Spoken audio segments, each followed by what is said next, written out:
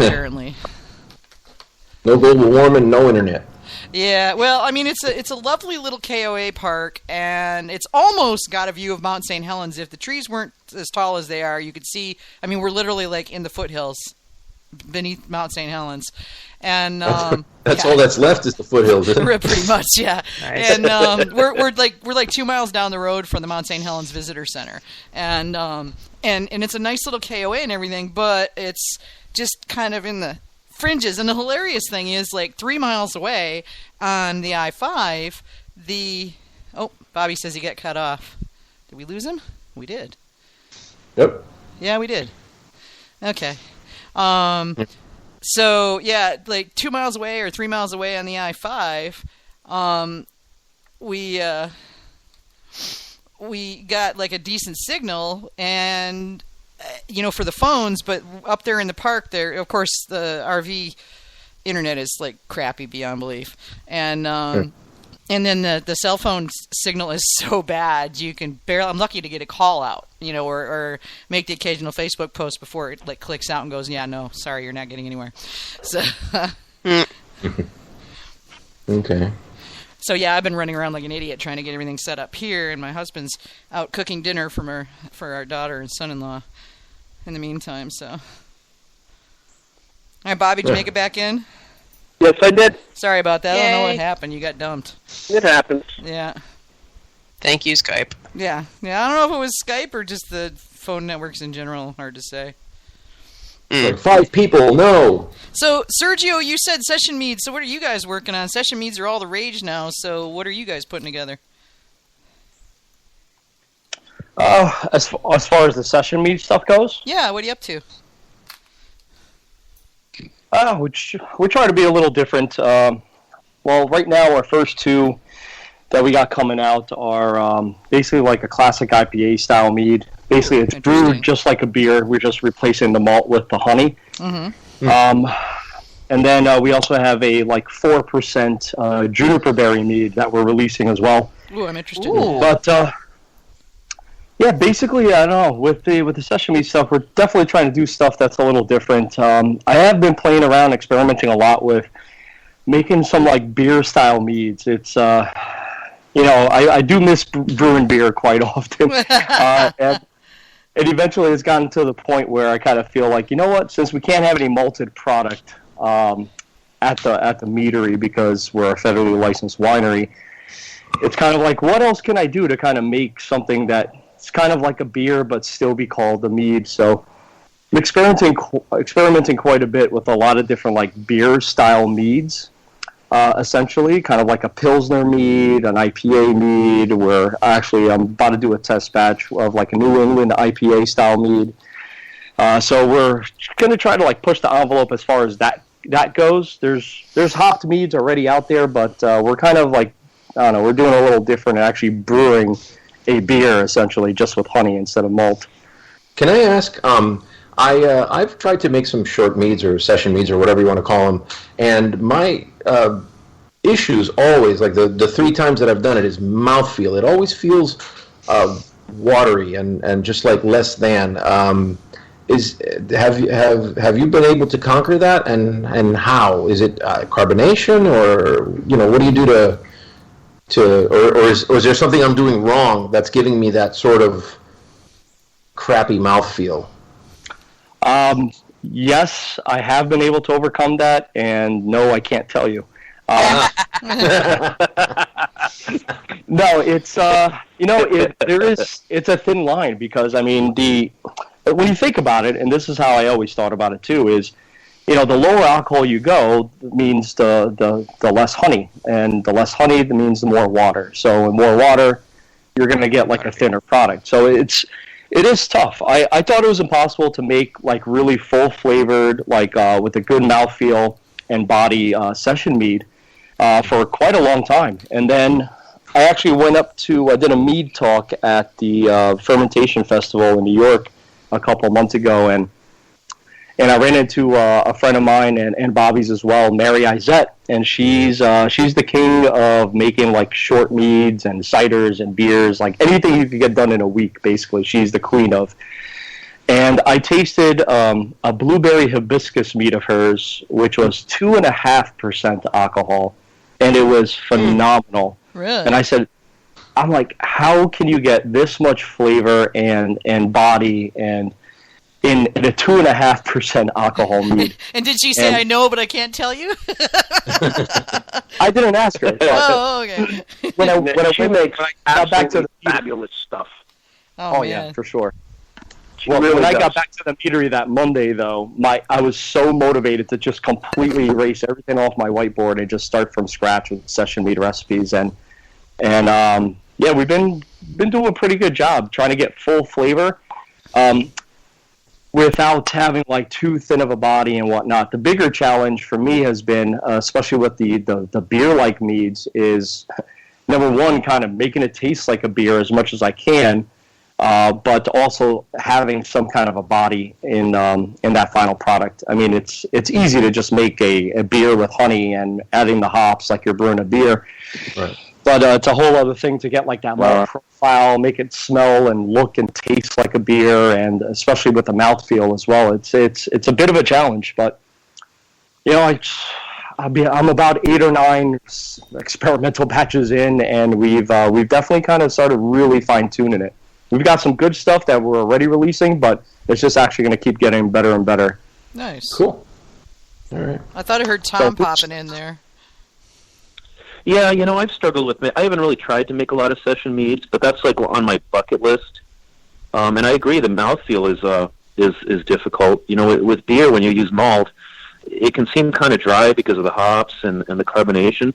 But there's unfermentable sugars in the malt that are left, and that gives you some of that thickness and that viscosity. You know, honey it doesn't have those unfermentable sugars, but maybe leaving a little bit of sweetness in there might help that. Although if you're making something that's to resemble a beer, you might not really want to have sweetness because otherwise it's more like a sparkling wine cooler, I would guess. But yeah, that's something that I have not dabbled in as much. I've made a few batches, and then I just kind of left it and haven't started that again. But that's on my list to dabble with. Yeah, the closer you get to 7% alcohol, the easier it is to get fuller flavor and a better mouthfeel. The closer you get to 4% alcohol, it gets a lot more difficult to kind of keep like some kind of a body in that recipe. I think the trick is just finding I think there's just certain recipes with certain ingredients that you are just going to add some kind of a body to the product itself, rather than just honey and water is not going to get you there. But there's other ingredients. So, for example, tea is a good one. Tea could kind of add some body. It's going to add a little tannin as well. It's going to give you a little bit more than just the water and the honey itself. Yeah, that's basically what we've been experimenting with. Fruit as well. Fruit is going to give you some body. I don't even think we're ever going to end up releasing just a traditional session mead, just because to me it's a little boring. We try to make something that, especially on the session mead stuff, on the business side of things, my first thought is, if I had a keg of this mead at a really good craft beer, tap house, right, would a craft beer drinker be interested in tasting this beer if they saw it, or this mead rather, if they saw it on the menu?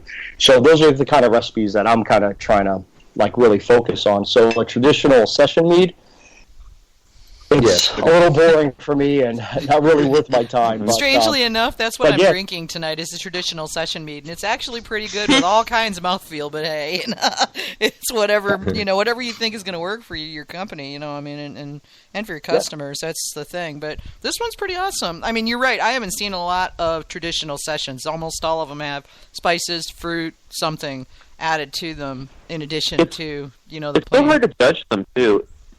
It's so hard to judge them in competition because it's kind of unfair, when there's, standard strength meads or a sack mead, and then you have a session mead. And most of us judges try to be really careful about that because it's unfair when you're, a session is being judged, and it's sitting there and it doesn't have the mouthfeel, it doesn't have the strong flavors as maybe something else, and that's one of the ones that it's harder to judge because it's going to be more subtle. I'd like to see a category just for sessions because it is such a big. I agree. Fast-growing area now, and I think we will see that probably this year. There is already. Did we already break it Really? out? Oh, okay. I couldn't remember. Oh yeah, at the Macer Cup, yeah. Yeah, okay. Yeah, at least on the commercial side. I don't remember. Yeah, I'm trying to remember I if they did- had it on the home side or not. They must have, though, because Yeah.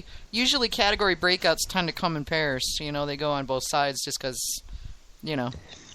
Just cause. Yeah, well, just because it's growing fast on both ends of the stick. So, yeah, I'm just... But, yeah, I mean, you're right, Tom. Judging a session against a full-on traditional or anything like that does get complicated because it's a different... Well, it's like judging Weirdamel category. It's all over the map. How do you judge this Weirdamel against this other Weirdamel that has utterly, completely different ingredients in it? And it's... yeah. It's hard. Still my favorite category, though. Trying to get some more body and mouthfeel into session meats. Has anybody tried doing adding mead that's been cooked, like Bochet style, to get some of the unfermentable sugars in? I have not. I have not either. It's one of the things know on my either. list. I've just been, too lazy to actually do anything. I've seen some meads that were partial Bochet's, so where there was a quantity of Bochet added to the normal honey, the uncooked honey, to get a totally different flavor profile. I don't know how much it adds to it. Having, I'd want to have like it with and without just to see the difference. Well, having had my friend's 12% Bochet and drinking this Orange Blossom, the flavors are completely different, but the mouthfeel is also completely different. Yeah. There's a little bit more to the Bochet, even though there's not really that much sweetness to it, than there is to this nice dry Orange Blossom. Well, I think she's drinking. In case you guys are wondering, she's drinking one of Frank's Orange Blossom sours. Nice. So, It's tough, especially on the session mead side too. If we were talking about, that's an interesting idea, using kind of some caramelized honey to get some potential unfermentable sugars. Which that's definitely been an experiment I've been wanting to try out myself, to actually get some real data on, does it in fact actually leave unfermentable sugars if you caramelize the honey? But yeah, because I've been wanting to do that just for sweetness, because I don't like everything when it's gone completely dry, especially in the session. Some homebrewers will add an adjunct.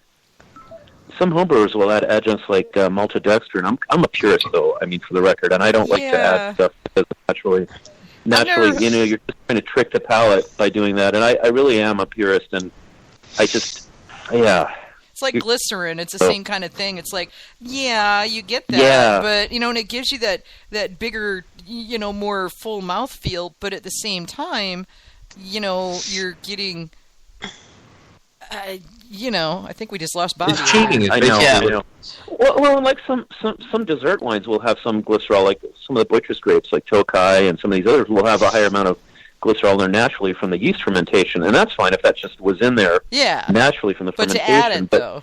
Yeah, you start adding it, it's like, I don't know, it's like I feel like I would cheat I would be cheating if I did something like that. Yeah. And I think you can pick that up too. If it's Absolutely on the commercial side, I think you're not supposed to. But like, I made a ginger hydromel with, I was using stevia extract that was in glycerin as a sweetener, and I've actually found that preparation so far is the least chemically tasting method of using stevia as a sweetener. It is, yeah. And that's why because it also had a little bit of glycerin in it, it also helped a lot with the mouthfeel. So that was actually one of my, that was based on Angelic Alchemist Punch You in the Face ginger. I think I used like a pound of ginger for a gallon. And it was really, really gingery, but it also had a very nice mouthfeel to it, probably because of the glycerin. So that's not ginger mead, it's ginger mead. Yeah, it was really ginger mead. Even a couple of years later, I think I drank the last one when it was 3 years old. It had been in the back of the fridge, and it was still pretty ginger. So. That's my favorite kind. I'm a bit of a ginger whore. I'm one of those people that'll sit there and eat my way through a bag of candied ginger. I love this stuff. It's evil, and I drink ginger. Gave my husband a piece of that the other when he had a stomach ache, and he's like, "Why would you put this in your mouth?" Oh my God, it's amazing stuff.